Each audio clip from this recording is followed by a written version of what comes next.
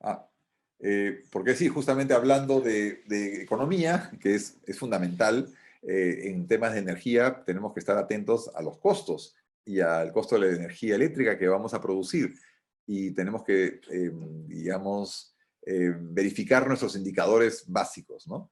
Aquí hay dos indicadores básicos que tenemos que tener presentes. El primero es el costo de la potencia instalada, ya sea en soles o dólares.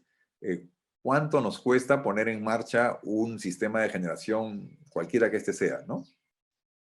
¿Cuántos soles tenemos que invertir para echar a andar un kilovatio de tal o cual tecnología? Entonces, eso es un indicador económico básico que se puede calcular sin mucho problema, porque es un tema de dividir un presupuesto de instalación de una microred, por ejemplo, o un grupo electrógeno, entre la potencia que se está instalando, ¿no? Es bastante seguro y no hay mucha incertidumbre en su cálculo. Y es un primer indicador, pero no es tampoco el más importante. Es más importante el segundo, ¿no? El costo de la energía, o lo que se llama en la literatura el levelized cost of energy. Eh, en soles o dólares por kilovatio hora. Entonces, este sí es un indicador más importante, pero a la vez también un poco más difícil de calcular porque necesitamos proyectar durante toda la vida útil del sistema cuántos son a cuánto asciende el costo de puesta en marcha, operación y mantenimiento, ¿no? Por ejemplo, una microred eléctrica. ¿Cuánto cuesta ponerla en marcha allá en Paracas, los 12 kilovatios que tenemos? Ya, costó tanto, lo divido entre los 12 kilovatios de potencia instalada que tenemos entre turbinas y paneles solares y me da pues el costo por kilovatio instalado. Sí, pero ojo, siempre de la parte productiva, o sea, la parte de generación, porque a veces he visto empresas que usan como valor de placa de la instalación fotovoltaica el dato del inversor. Eso no es correcto. Lo que hay que dar como dato es lo que genera energía. Los paneles solares que tenemos, ¿cuántos vatios tienen los paneles solares? O las turbinas eólicas. El inversor puede ser de repente de 15 kilowatts, pero no por eso la instalación tiene una capacidad instalada de 15 kilowatts. La capacidad instalada es la que produce energía, no la que la transforma. Y el costo de la energía, entonces el LCOE, tenemos que proyectar cuánto cuesta instalar este sistema, la microred, por ejemplo. Eso lo podemos sacar, ¿no? Haciendo un presupuesto detallado que incluye transporte, mano de obra y todo lo que corresponda.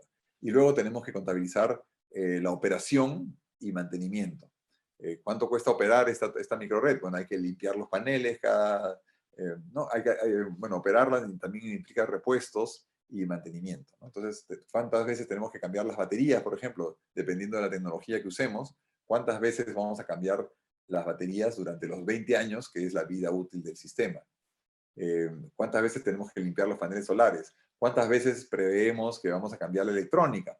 Entonces, no tenemos la bola de cristal para saber exactamente en qué año vamos a tener que cambiar las baterías ni la electrónica. Estamos sujetos un poco a la estadística y a las contingencias que puedan encontrar en el camino. Entonces, tenemos que conservadoramente evaluar cuál es la vida útil de las baterías y cuál es la vida útil de la electrónica. Por lo general, bueno, si usamos baterías de gel, consideramos que las baterías deben durar poco más de 3 años, por lo tanto vamos a hacer como 5 cambios de baterías en los 20 años. La electrónica se considera que se va a cambiar en el año 10, por lo tanto va a ser un cambio. La limpieza de los paneles, bueno, mensual, eso cuesta poco, pero es mensual. Y también al año, y se va a depreciar todo ese costo durante los 20 años, ¿no? El costo de toda la instalación se deprecia en 20 años. Y eso, todo ese costo de puesta en marcha, operación y mantenimiento en 20 años, se divide entre la energía que estimamos o proyectamos va a producir y despachar esta microred durante sus 20 años de vida útil. Y aquí tenemos que, para ser honestos, tenemos que considerar también un factor de disponibilidad. Digamos, sería muy optimista decir que la microred va a estar disponible el 100% del tiempo, ¿no? Que siempre va a estar ahí para dar energía. bueno, a veces va a estar en mantenimiento, a veces de repente las baterías se descargaron y está fuera de línea, entonces tenemos que considerar ahí un porcentaje de disponibilidad, ¿no? Que va a afectar también la energía que puede despachar esta unidad. Entonces, haciendo ese cociente, sacamos los soles por kilovatio hora, que es un dato más importante que el indicador anterior, ¿no? Porque el indicador anterior es un poco inmediatista y si nos guiamos solamente por ese indicador, podemos tomar una mala decisión. Por ejemplo, el grupo electrógeno de repente nos sale más barato como costo de potencia instalada, pero el LCOE del grupo electrógeno nos va a salir más caro porque hay que darle combustible todos los días y hay que darle los mantenimientos de las 250 horas, de las 1000 horas y el overhaul de las 5000 horas, etc. Entonces hay que hacer los números bien. Y el LCOE es la forma correcta de comparar diferentes iniciativas, ¿no?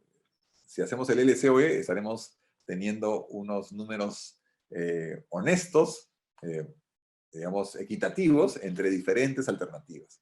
Porque si no, nos guiamos por el primero y va a ser incorrecto, ¿no? Porque vamos a irnos por la opción que implica menos inversión inicial, pero que no necesariamente implica menor costo en la vida útil de todo el sistema.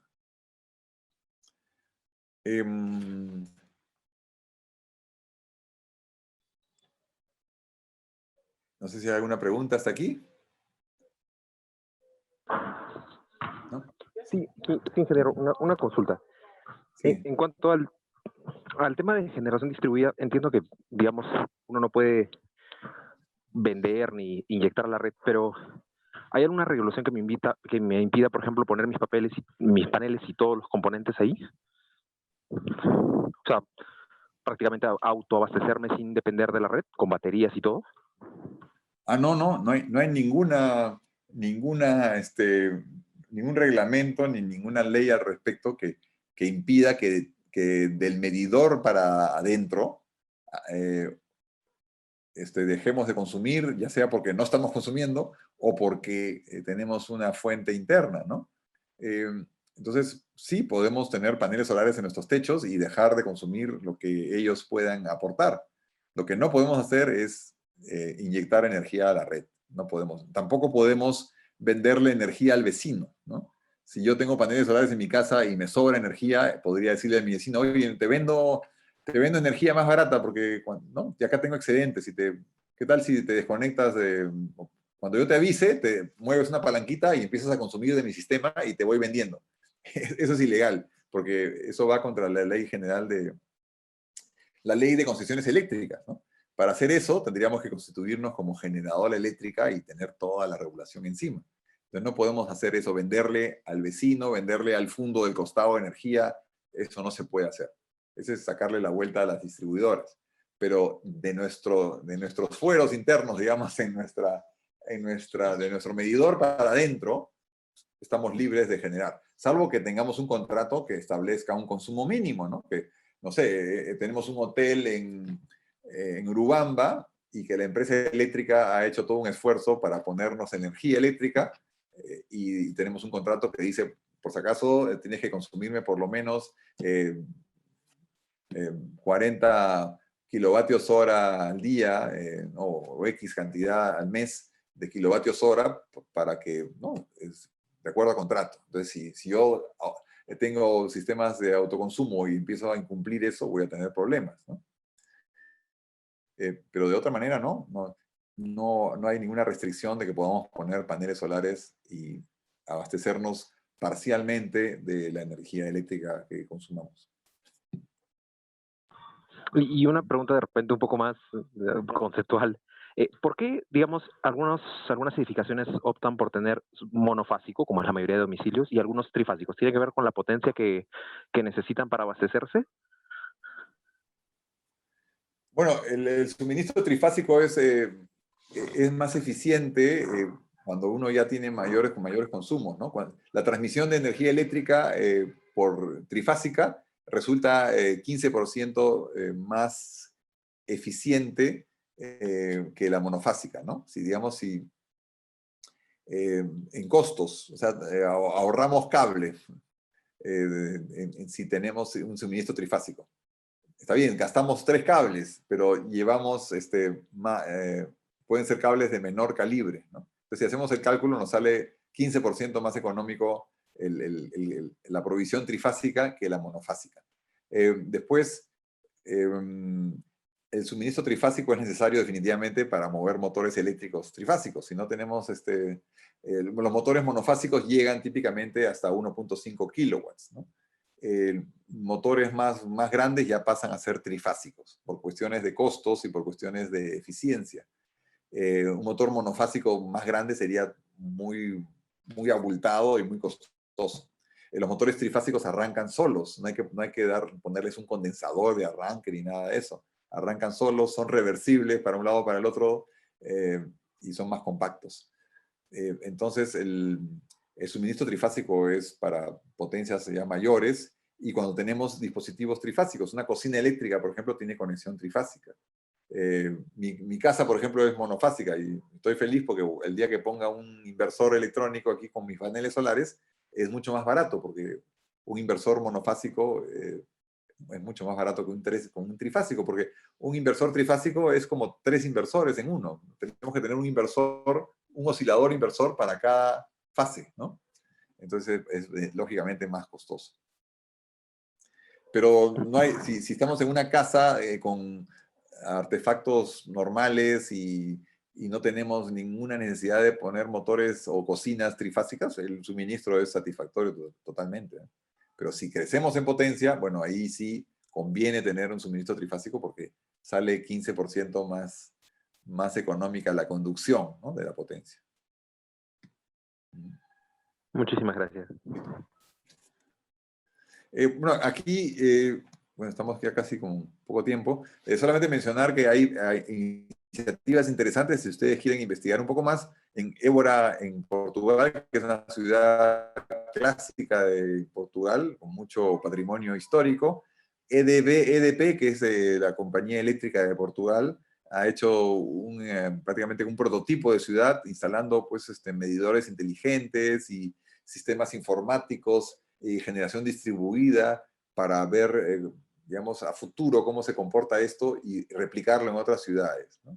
Otra experiencia interesante es la de Wilpolstriek en Alemania, Baviera, que es un pueblo que hace 20 años decidió enrumbarse por la sostenibilidad energética y instalaron turbinas eólicas en Enercon, instalaron también paneles solares en todos los edificios públicos, tienen biogás porque son, digamos, tienen operaciones agroindustriales y producen calor y también electricidad con el biogás, o sea, un sistema de cogeneración. Y también tienen esta estrategia de calentamiento distrital, o sea, calefacción centralizada, no tener operaciones de calefacción en cada edificio, sino que un caldero principal, una fuente de calor principal y distribución de agua caliente a cada edificio. También muy interesante es la experiencia de la Universidad de San Diego, que hace muchos años ya es una microred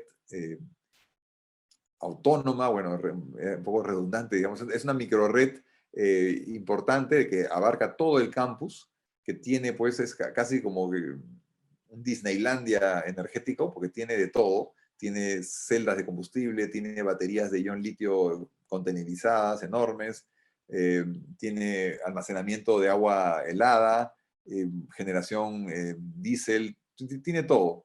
Tiene vehículos eléctricos, estaciones de carga, estaciones de evolución, digamos, de interacción con los vehículos eléctricos, lo que se conoce como vehicle to grid, ¿no? Que los vehículos eléctricos aportan de regreso a la red cuando hay hora punta, por ejemplo, ¿no? Y aquí hay algunos... no me salió esa foto, pero la microred de San Diego, curiosamente, bueno, lo que podría sorprender es que a veces uno tiene la idea de que lo han hecho por la sostenibilidad y porque el cambio climático y eso.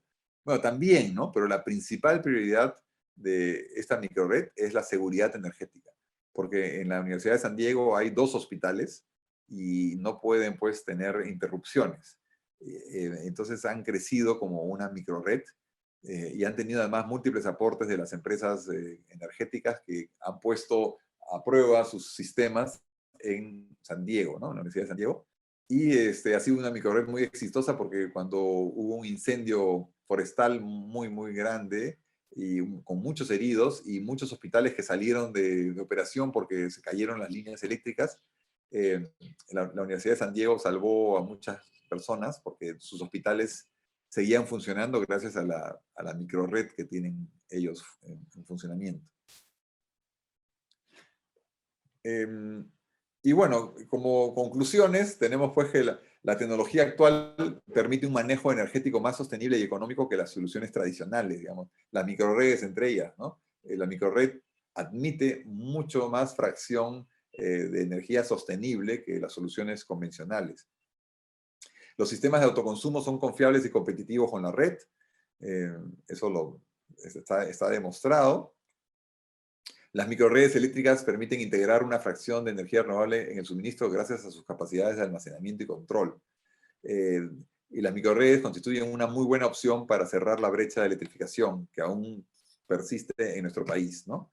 Y también se puede aplicar para aquellos lugares en los que queremos un respaldo y también un ahorro, ¿no? Podemos tener en lugares donde hay energía eléctrica una microred que toma de la red cuando le falta, y cuando no hay red porque hay un corte o no sé, un accidente, digamos, desastre natural, la microred está ahí presente, estable, ¿no?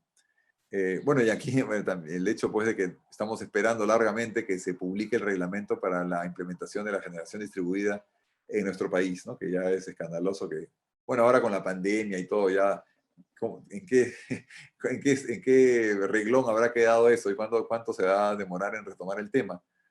Pero sí es algo que ya se cae de maduro que se apruebe en nuestro país, ¿no? Y con eso termino agradeciéndoles la atención y listo para absorber alguna consulta o pregunta que puedan tener al finalizar, ¿no? Como el término de esta exposición.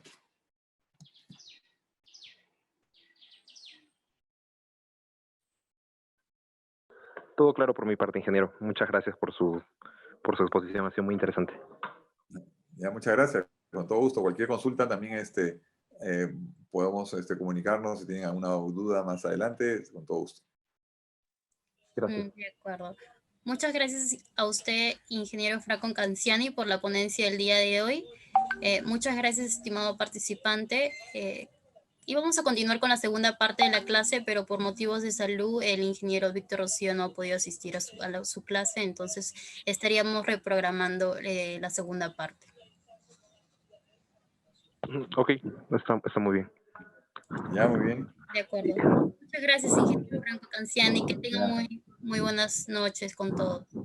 Igual Gracias, para ustedes, ingeniero. cuídense, que estén bien, cuídense. Luego. Muchas gracias, hasta luego. Hasta luego.